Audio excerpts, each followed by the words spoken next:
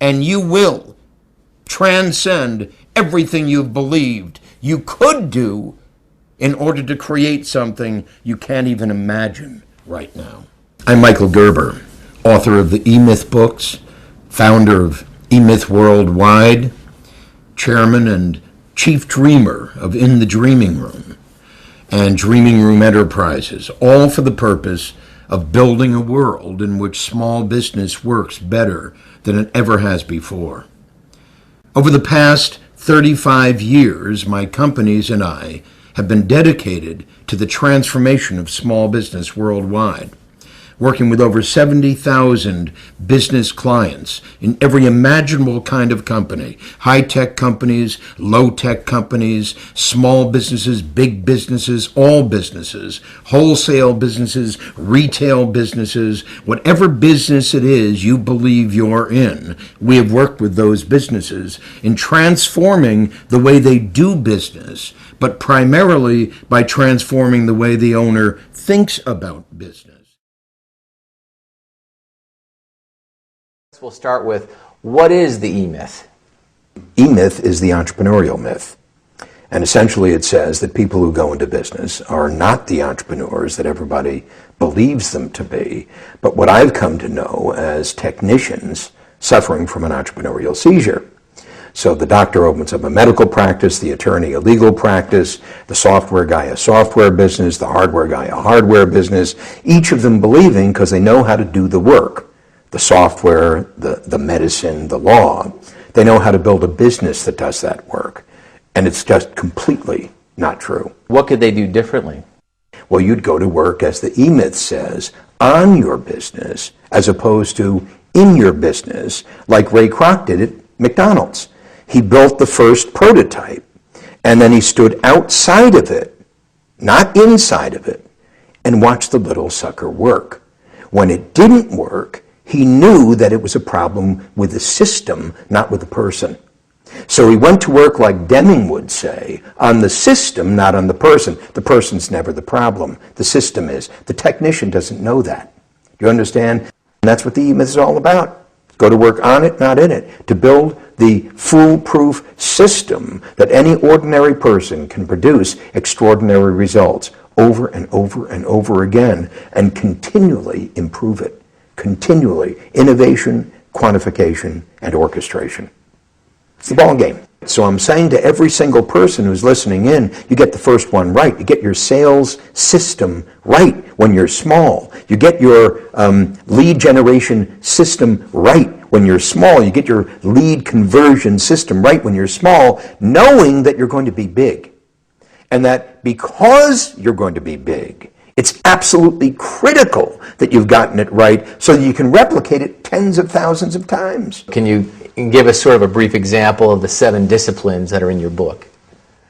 Well, in my latest book, E-Myth Mastery, I talk about the 7 essential disciplines of a world-class company. And they're really entrepreneurial disciplines and leadership disciplines. And they come in the form of skills. The first of those is the discipline of the enterprise leader.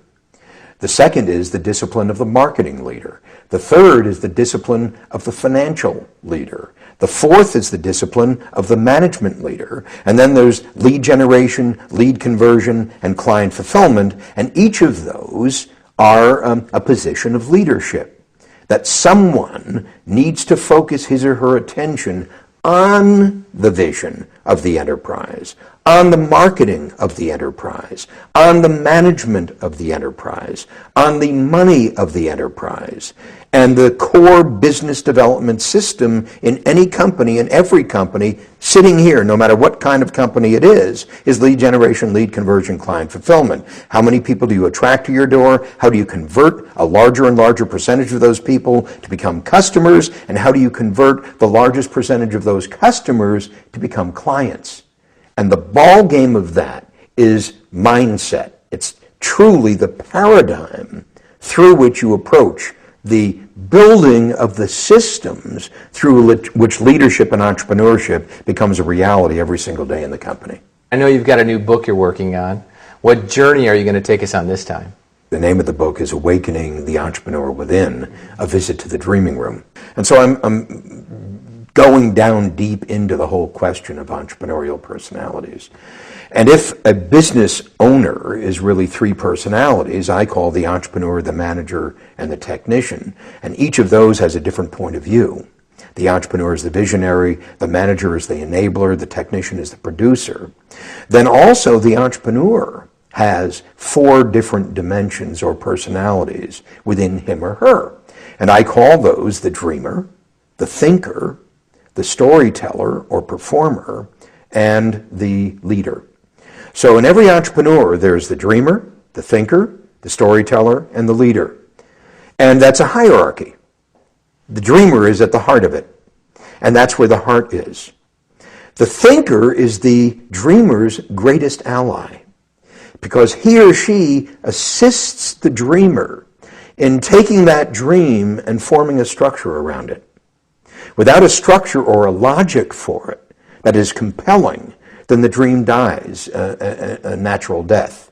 But with the structure, that a logic, you might say, that in fact defends or supports the dream for the mind, which has to be engaged, because I'm going to go out and tell this story. The storyteller is going to depend upon a dream that's bigger than life, but a logic that supports that dream in order to tell a story that's going to convince the people with the money that they're going to invest in it.